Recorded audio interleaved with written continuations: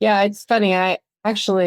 One of our close friends is an accountant. And if you had met him in the office, you would never know that he had full sleeve, full back, full thigh tattoos.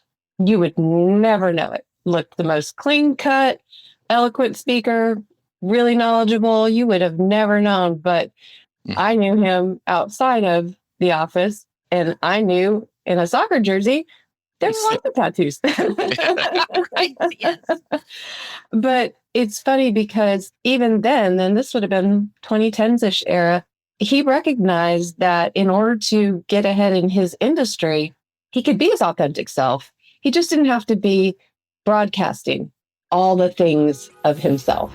Hi, and welcome to Two CPAs in the Mic, the podcast where we talk tax, finance, and all things related to business. Whether you're a business owner, working professional, or someone who wants to start a career in accounting, this is the podcast for you.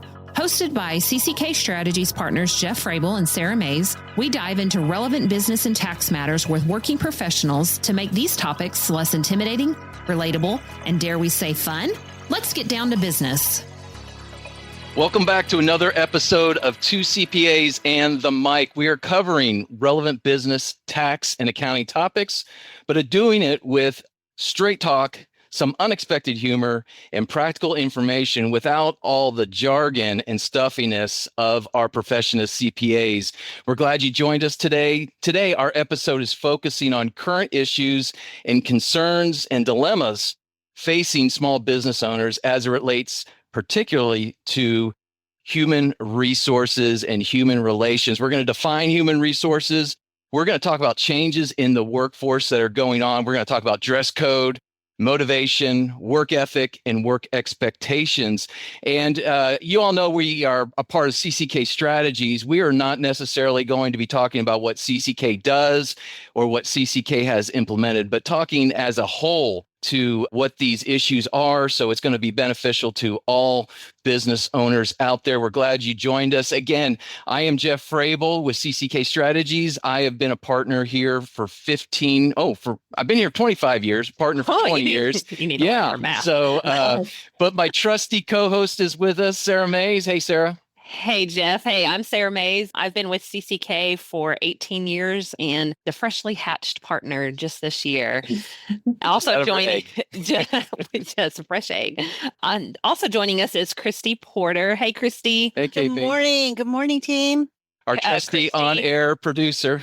Yes. And then I get the privilege of introducing our amazing human resources director, or is it director of human resources? It can be either one, right? We've got Victoria here with us today. And Victoria, why don't you tell us a little bit about yourself and make it like as lengthy as you want. We want to know about I know I said short bio, but tell us about how, because this is going to be my edification for me. I want to know all about you because we really don't get to talk because you're in our Frisco office. I do get to see you about once a month, but I do want to know about you, your professional journey, everything that you've done, and then how you landed at CCK. Wow, God, that would take up the whole episode. Yeah, right. Go for it. Victoria, what she didn't tell you is she memorizes all of this information and uses it for later. She does. I'm fine with that. I do the same. Betty's birthday. Yes. Oh, I yes. totally do the same. Yes. Never know when you need that random tidbit. Exactly. I am Victoria Guerre. I was born in Dallas to Yankee parents. So no, I didn't acquire an accent until I went off to college at Texas Tech. I did go to Bishop Lynch High School, so raised Catholic, maybe not so much of a practicing Catholic now, but at least was raised right. But I went to Texas Tech thinking I was going to do sports psychology or be a diplomat. And I came out with a psychology degree because once I got into the ESS classes, I did not want to spend that much time doing sports stuff, even though I was an athlete in high school.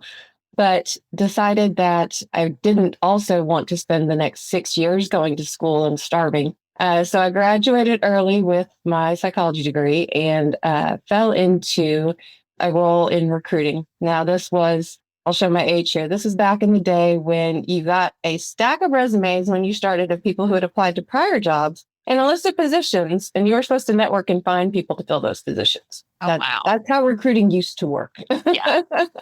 I did not do well at that and landed into Texas Instruments as a contract administrative assistant in their recruiting department, and discovered that, wow, okay, psychology is really applicable in human resources in a lot of ways. So decided that maybe was a good fit for me, and took a couple different roles, kind of the long way around. From an HR coordinator, I did benefits, I did compensation, I did generalist, employee relations. I learned immigration along the way when I was at Texas Instruments, which is now serving me really well. Right. And just kind of took a bit of a job rotation method instead of just, going up the ladder quickly. Because in my opinion, if I wanted to be an HR manager or an HR director, I really wanted to understand what all the people that I would be managing do on a day-to-day basis. What affects them? How does their job interplay with other jobs? How does recruiting affect payroll? How does a generalist's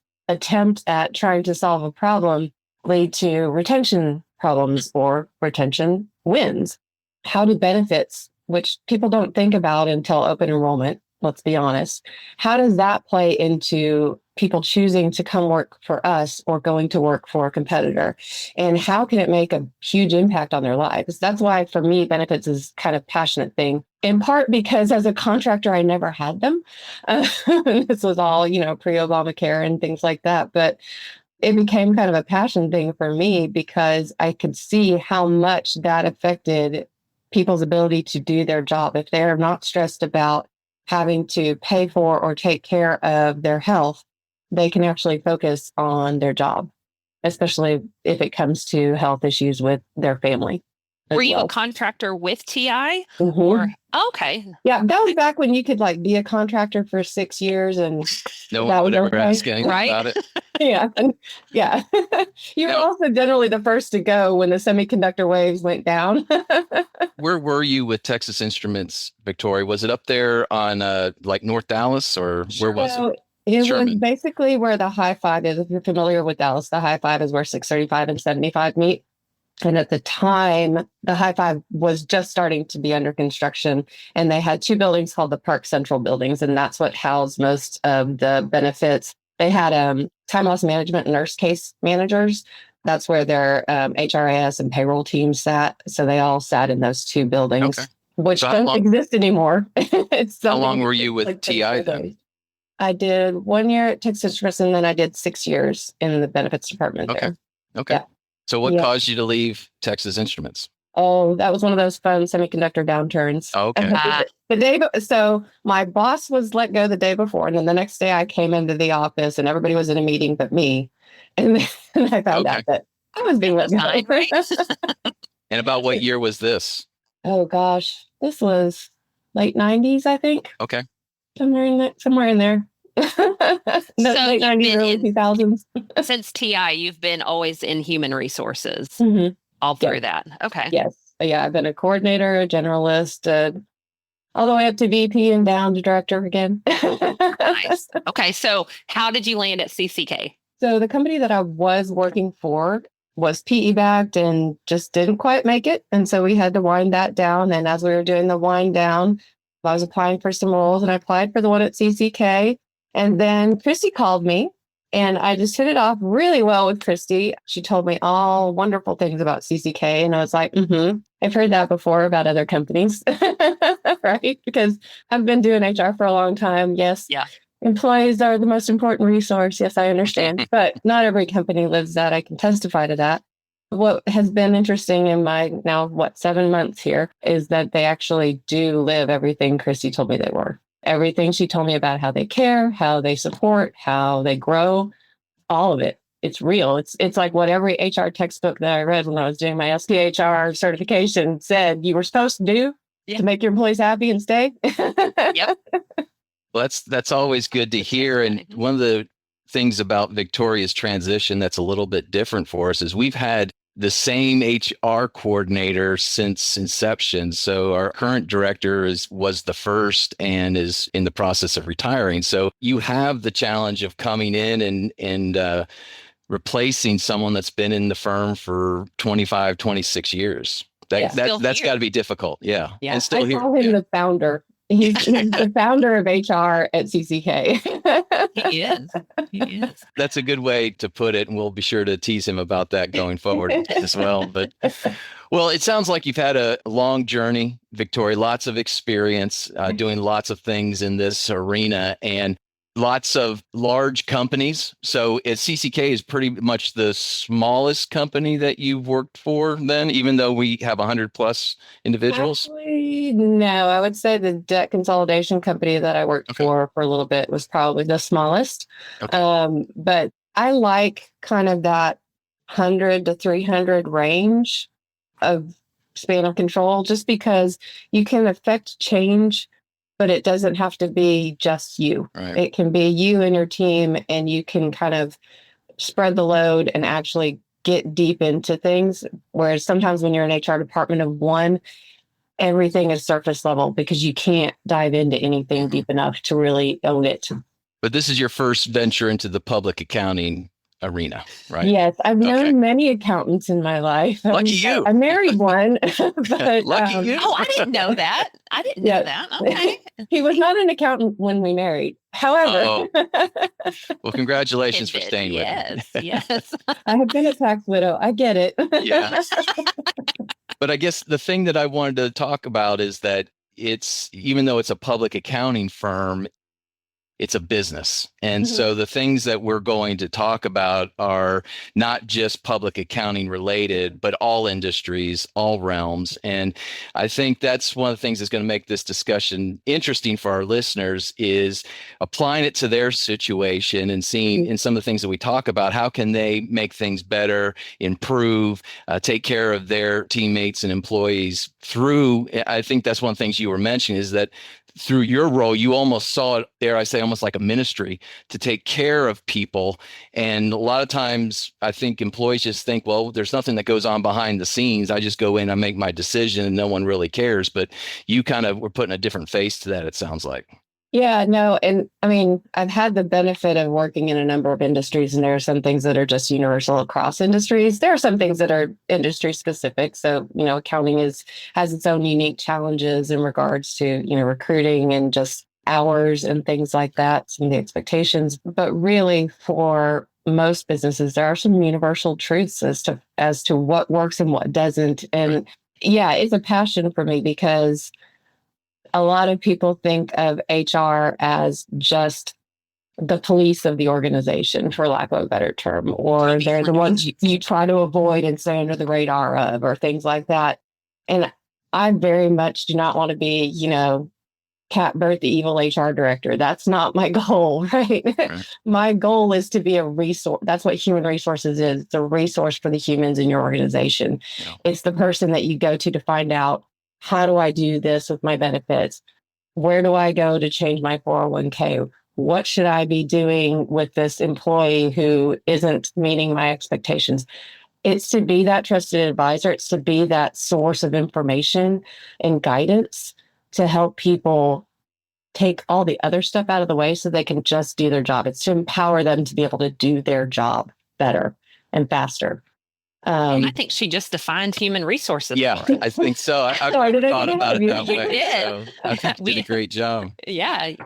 Well, Victoria, let's jump into this a little bit. I think what we wanted to do was talk about the different things in the workplace, not only that are going on right now, but maybe how they've evolved over the years. We did a show previously where we talked about the CPA exam, and we talked about how it had changed from when I took it through when Sara took it through when our newest teammate passed. And there was a lot of fun in that. But as we've been preparing for this discussion, we've been talking about things that were in the workplace 25, 30 years ago and how they've changed. And that's just the caveat with what we're talking here. We're not saying anything's better or worse. It's just a matter of how they've changed and how you've had to adapt to it. So as we get into this, let's do the typical discussion about the generations in the workplace, because that's really where you need to start understanding people. So tell us a little bit about who's in the workplace these days. Is it just the millennials and the Xers and the Zs, or who are we dealing with? No, I mean, you still have boomers, you have Gen X, you have the full gamut. And I think my daughter's alpha. She's like 13 and a half. I think They're that's what coming up. that generation is. And Alpha. Yeah. boy, howdy, are they alpha sometimes. But, but there are definitely differences, largely in the way that they view what work is to them and in the way that you communicate things to them. Those seem to be the biggest areas of difference. They generally care about most of the same things, but for boomers and Gen Xers, we were used to, you were there at 8 o'clock. If you were there at 8:05, you were demerit, whatever you want to call that, you were in trouble. And especially we tried when the Gen X was going in to try to do telecommuting, teleworking, where you could work from home. And I actually had bosses that did that back in the early 2000s, and they allowed it, but it wasn't exactly like, okay, it was a little frowned upon, but they made it work. And so fast forward, we had all these initiatives in human resources and in business to try to allow people to have more flexibility and to work-life integration, work-life balance, all of these terms you've heard. And it really became, it fast forwarded during COVID. Yeah. COVID forced everybody to fast forward their thinking on how remote work can work and should work. And it took a lot of people, kind of set them off balance a little bit. There are a lot of people really resistant to that. And you need to be in the office. I need to be able to see you. I need to be able to know what you're doing. I can't trust you to work from home. And it really kind of brought to light what's the core of why do you need to be able to see somebody sitting in a seat to prove that they are being effective and productive. Frable, do you think we should stop and talk a little bit about CCK's journey on work-life balance? Sure. Do you want to start it? Yeah. So Victoria, I think you mentioned it was early 2000s. I started at CCK in 2006, and we could work remote from day one. I mean, when I started, and Jeff, I don't know when you actually implemented that. When did you guys truly implement the ability to work remote? Yeah, I'm not sure when we started that benefit or allowing that. I just remember the transition, and this is kind of slightly different, but I remember the transition from the paper work papers and the paper files to electronic. Yeah. And we really were somewhat ahead of our time. One of our founders, John Curzon, put that into place. And I remember him saying, we just want the file to look the same. It's just digital. So I remember that. And I think it just naturally gravitated. And that policy changed over time. At first, it was more of you can do it for sake of ease, to accommodate something that's going on. Like if you had somebody come into the house for air conditioning and stuff like absolutely. And there were things like you really kind of need to let people know that you were going to be remote. And it was, if you were kind of staying remote too many days, it was not frowned upon, but it was just like what's going on. And then we always had that ability to do it, and we did it pretty seamlessly. And then and a lot of people utilize that benefit, but we had policies. You had to be with the firm so long before you could really start working remote. And then COVID, like Victoria said, just turned it all upside down. And but it made it so easy for us. Well, and that's what I was going to say to our credit. And I'm going to brag on ourselves a little bit. Yeah. It was literally, hey, this is going to happen. And tomorrow everybody's going to be remote. And there was not an issue. I mean, we were ready. And we were naturally prepared for that transition. And now it's just, we have totally remote workers. And it's just like, you could literally feel like I'm going to wake up today and just work remote if I want to. But there's the communication that goes on with teammates. You absolutely need to be communicating so that everyone knows where you are and if you're available. But yeah, it's been a journey.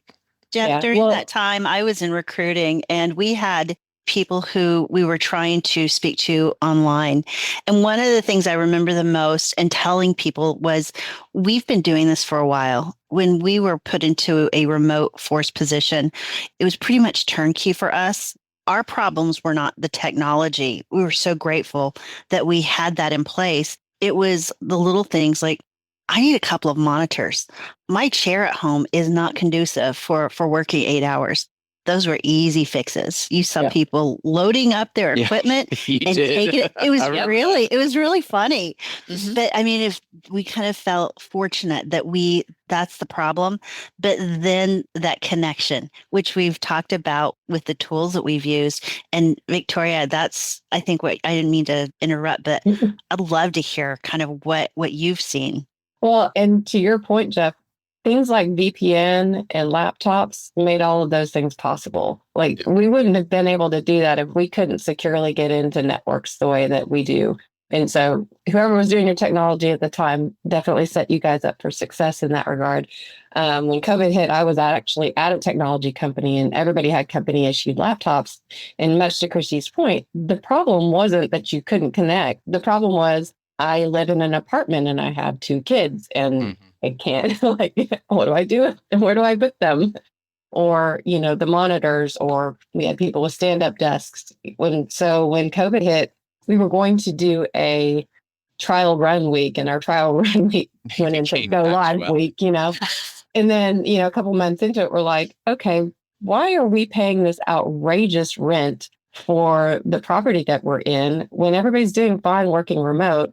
Let's just let everybody come get all their stuff and let's just close the office down. And so we did. We went fully remote. We had no offices. Like if you wanted to go meet with people, you had to go meet at a Starbucks or rent a hotel and use the conference room, which had its own challenges. There is some benefit to being able to be face to face for certain things. One of the things I realized early on with Zoom, if you had a lot of people with opinions on one Zoom meeting in different places or a couple gathered here and one person online, you were not getting the full communication. Everybody was not having a voice. You had to wait to speak over somebody and you would lose your train of thought. And it just didn't flow the same as it did if you were sitting in a room collaborating. And that, I think, was the piece that we felt was missing when we went fully remote. And so the hybrid model really does work the best, in my opinion, for a lot of industries. Not every industry. Right. You can't be hybrid in retail. You can't in manufacturing. There's certain things it just doesn't work. And that's okay. But to the extent that you can be flexible for your employees and allow them to have that individual responsibility and be responsible, that's their part of the agreement, right? You're allowing them the freedom. They have to be responsible. And so long as that's working for both sides, there's no reason you can't do it. Well, I want to kind of transition to another area, Victoria, because I think this is a really good segue. And I really appreciated what you said before about the differences in the generations is really related to the way they work and the way they communicate. And when I think of communicate, I think of, that's verbally, but it's also the nonverbal and things of that nature. So I want to dig down deep into this topic. And I know everyone's been waiting for me to bring this up, but I want to talk about this important topic of dress code, tattoos, piercings, and things of that nature. Because again, so when I started, it was suits and ties. And I actually started in working all together, right? Yes, I'm sorry. In the profession, yes, in our profession, it was suits and ties. I actually had a supervisor who worked with Arthur Andersen. So anybody in our industry is going to recognize that name, one of the big 4. But he talked about how he had to wear a hat. Okay, so this is a diaper hat, like a hat, like a Tom Landry hat. Yes, yeah, a hat, whatever you call it. Not a ball cap, not a beanie, not a ball cap, but like a dress hat. And so this is 1991. What'd you say? A bolo? No, I said a chapeau. I don't even know what that is. I don't even know what that is. A bolo is a okay, we digress. Yeah. So, but this is 1991. So then it kind of was like, well, maybe once a month we could have a jeans day on Friday. And that, over the years progressed to casual Fridays and all this kind of thing. And now we are fully business casual. And it's a lot depends on who you're meeting with and what you're doing. But, the same goes with piercings and tattoos. I joke about it, but it's just completely different now than it was before. And as we got into this discussion earlier, you brought up a point that I thought was very interesting. And it's all about your personal brand. Mhm. And could you talk a little bit about that? Because really the issue is not, do jeans make you work better or worse, or can someone with tattoos be, whatever. It's all about personal brand. And so could you kind of elaborate on that? Yeah, it's funny. One of our close friends is an accountant. And if you had met him in the office, you would never know that he had full sleeve, full back, full thigh tattoos. You would never know it. Looked the most clean cut, eloquent speaker, really knowledgeable. You would have never known. But I knew him outside of the office, and I knew in a soccer jersey, there were lots of tattoos. Right, yes. But it's funny because even then this would have been 2010s-ish era, he recognized that in order to get ahead in his industry, he could be his authentic self. He just didn't have to be broadcasting all the things of himself. He was broadcasting the parts of himself that were relevant to the job and to his career growth and to his clients. And so that's where the personal branding comes into it. And that's where I don't look to legislate or policy specific things. I mean, hoodies are another one that have come up, right?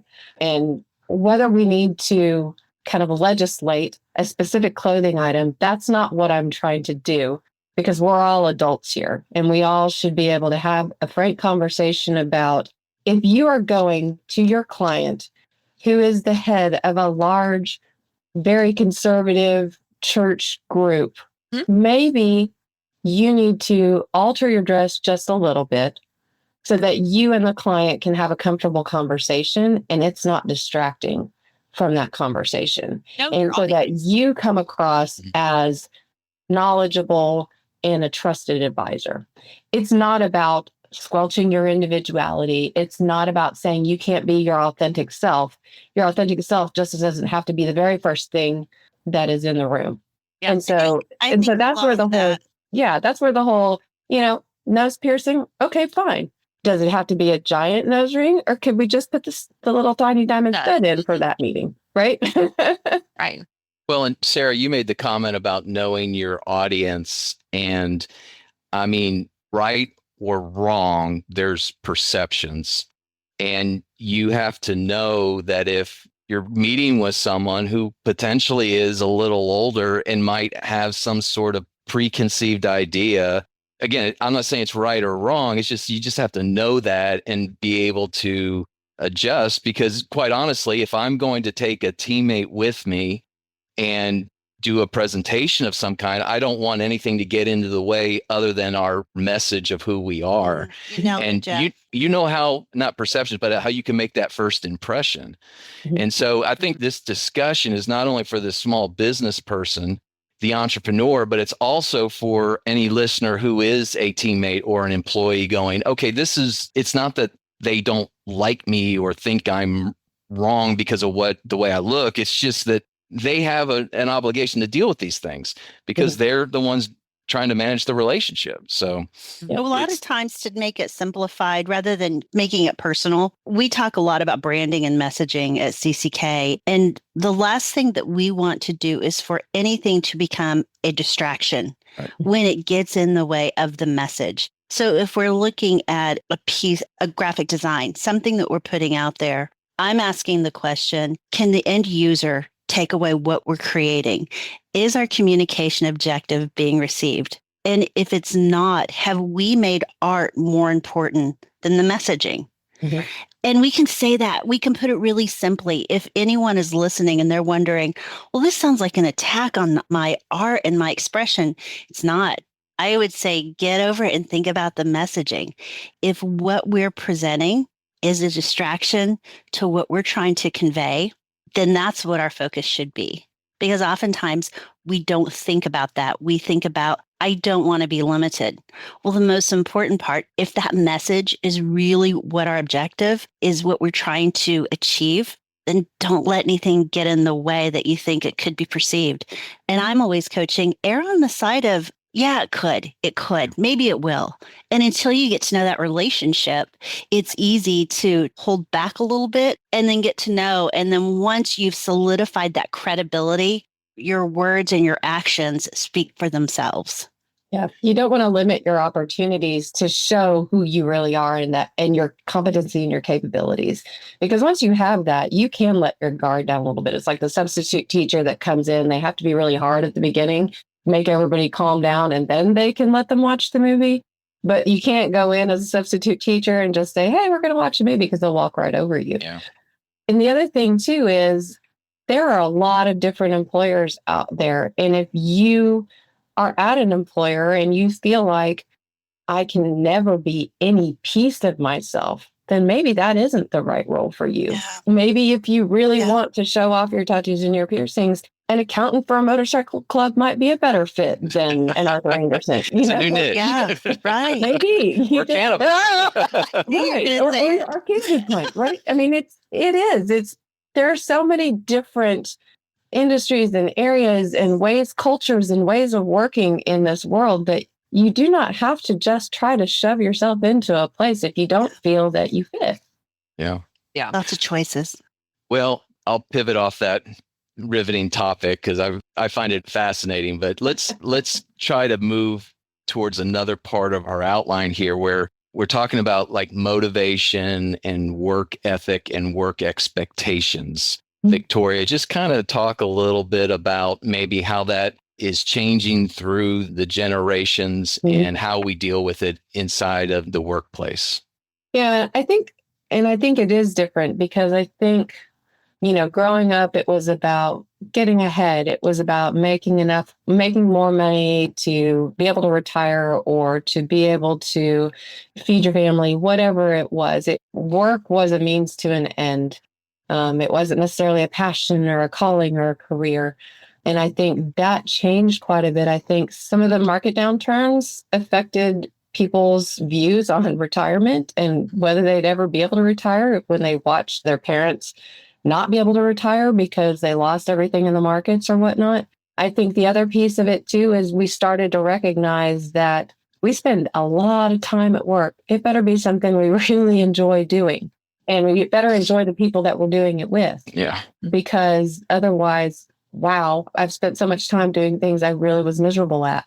And so I think that epiphany has started to trickle down into the later generations to the point where for them, belief in a company is more important than necessarily the pay or the opportunities. It's that company aligns with what I believe in or does things that I think are meaningful in the world. They place even more meaning on work than what was in the original, like the Boomer and the Gen X generations, because they do recognize the time commit and they do recognize that what they do has an effect on things broader than themselves. They have more of a global picture than probably I was raised with having. That what you do in the company that you work for can have a larger impact than just, your small community.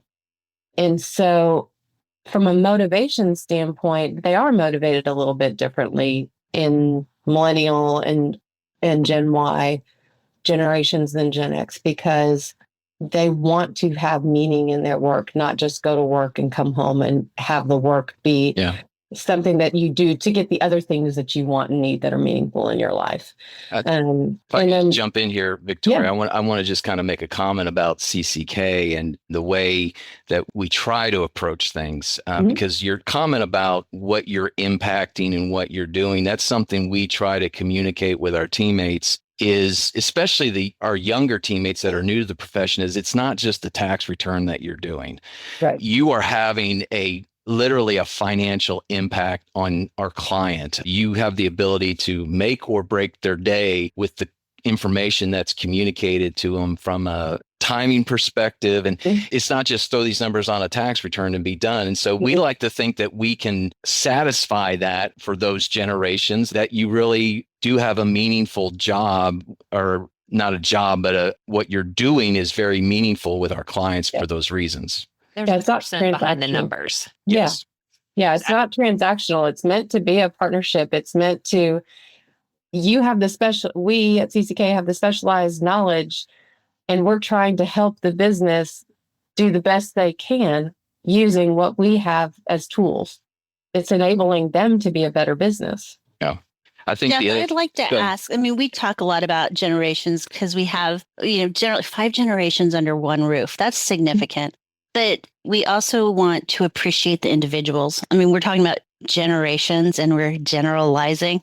I see a theme. But I think it's thanks for noticing. But I think it's important to recognize that just because a person is born within one cycle and in time, it doesn't mean that they are. Right. We're all individuals and we all execute differently, and we appreciate everyone for what they do. But it is interesting to see the data and the behaviors of how people, and some of those behaviors are formed from their experiences or how they were raised and their parents' experiences. Yeah. Mm-hmm. Yeah, one of my favorite recent stories is I was talking to somebody and they had asked a younger teammate if they could do something that was after hours, and that person said no, they can't because they were working on their work-life balance.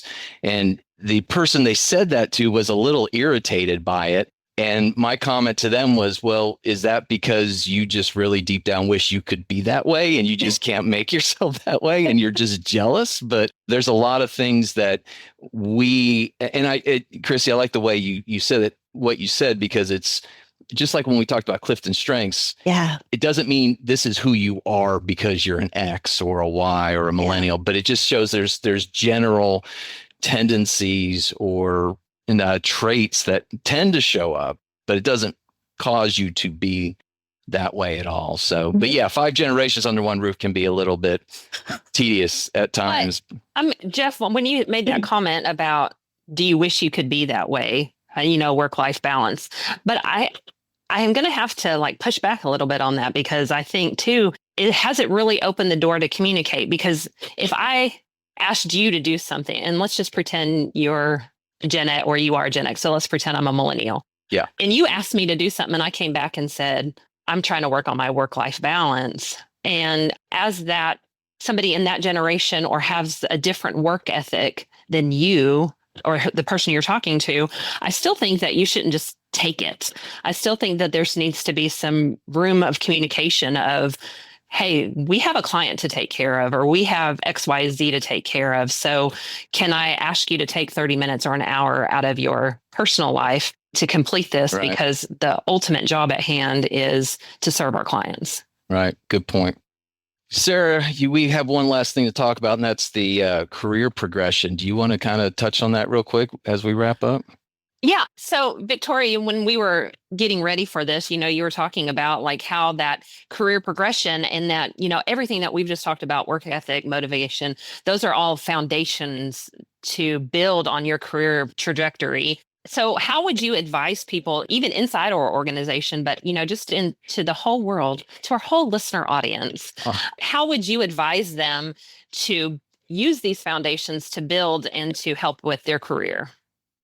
Yeah, no pressure there. A whole lot. Right. Do it in 3 minutes or less.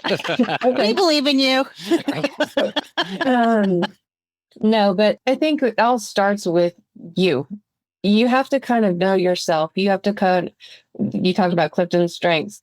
Until I came here, I had no idea that arranger was my number one skill. And that made so much sense once you told me that, because that's exactly what I do. I take all the information and I try to make the most efficient path forward that's the most win-win for everybody.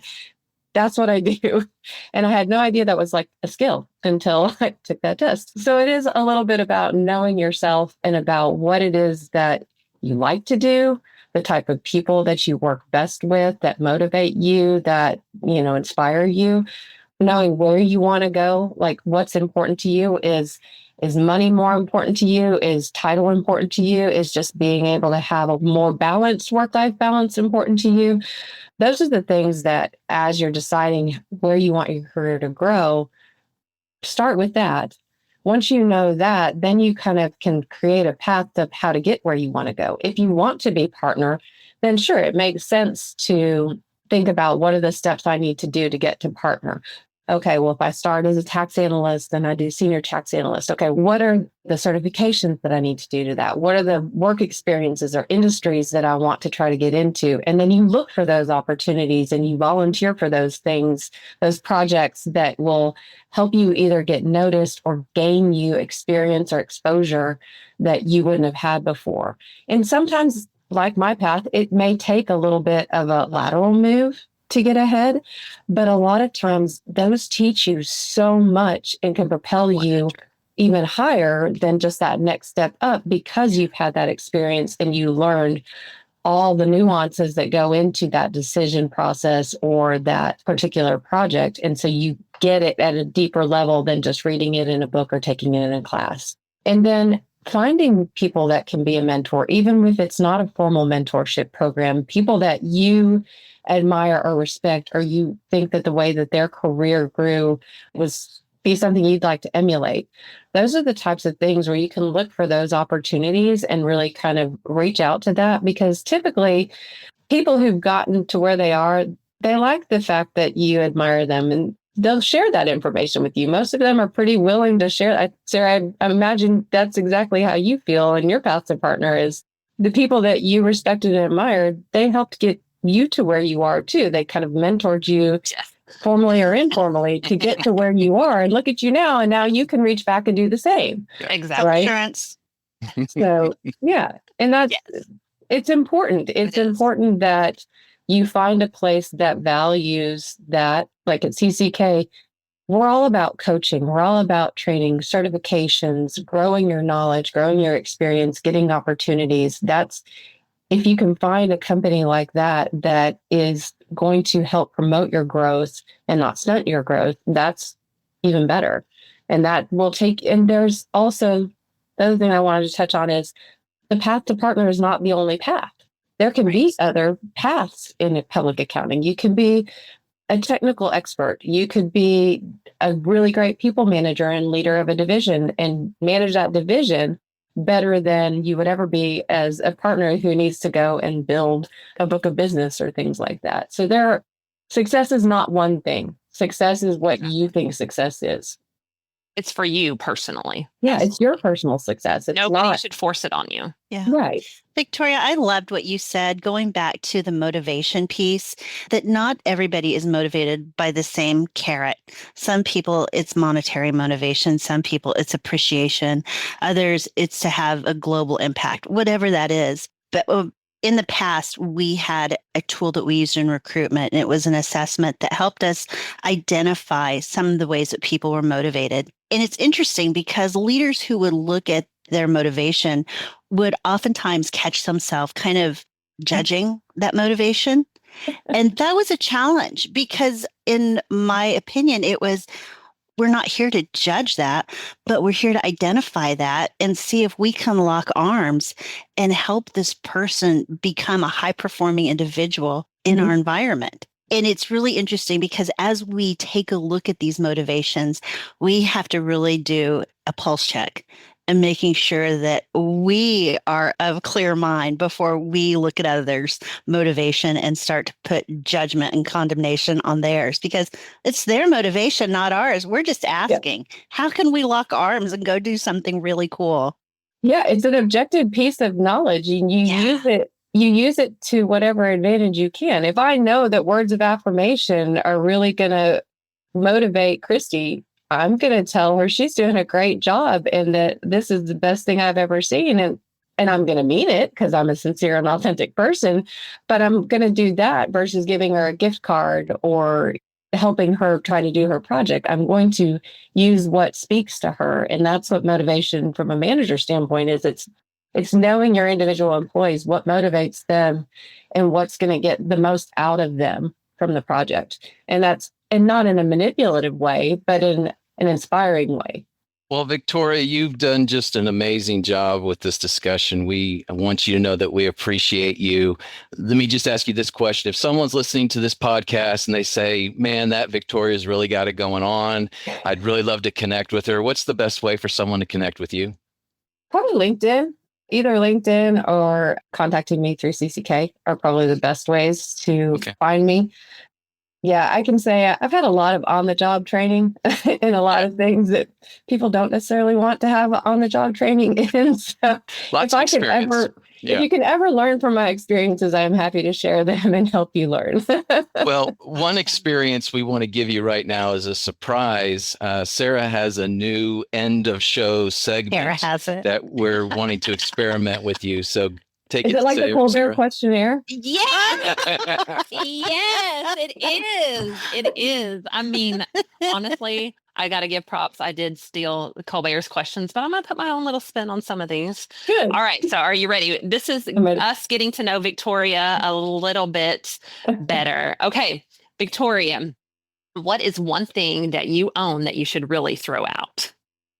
Oh God, so many things. Something had to come up just right at the top of your head. I will say that I am somebody who does not like to get rid of favorite shoes, even when they are past the point of needing to be gotten rid of. So that would probably be my answer. Pair of shoes. All right. What's your favorite action movie? Fifth Element is one of my favorite. Oh, okay. Just because it makes me laugh, and I love the diva scene, and yeah. I think that's probably one of my favorites. Nice. All right. Apples, oranges, or bananas? Apples, because I can put peanut butter on them. Ooh, nice. Okay. Favorite smell or scent? Gosh. I don't know. I don't know that I have a favorite smell. Well, you're Probably baking banana rolls bread. today. Oh, banana. See, Okay. yeah. My mom's banana bread. Yeah. Nice. All right. Okay. So you're in HR. What's your least favorite word? My least favorite word in HR, and it has nothing to do with HR. I just think it's gross. But when you take a break from meetings and they call them bio breaks, I don't like that. It's just gross to me. Next time you're up here, I'm gonna be like, I gotta take a bio break. I'm like, TMI. I don't need to know that. All right, last one. What profession other than your own would you like to attempt? What profession other than my own would I like to attempt? Probably, if I was athletic enough, I would probably want to be an athlete. In what? Anyone in particular? I was much better at softball than I was at soccer, but I would probably choose soccer because they don't play as many games. An athlete on your own terms. Yeah, like nice. Well, love it. Thank you, Victoria. That was fun. That was fun. Jeff, did you that like was.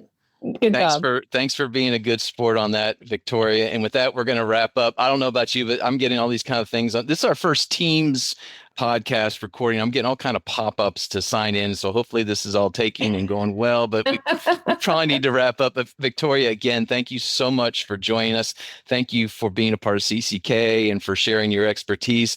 I hope our listeners got what they wanted this morning or today by listening. We talked about the different generations. We talked about HR issues. We talked about tattoos and piercings, and we talked about the way we communicate and the way we work together. And at the end of the day, we just all need to get along. That's my harmony coming out. But hopefully there was a takeaway for you as a small business entrepreneur. Hopefully there was something as an employee or a teammate.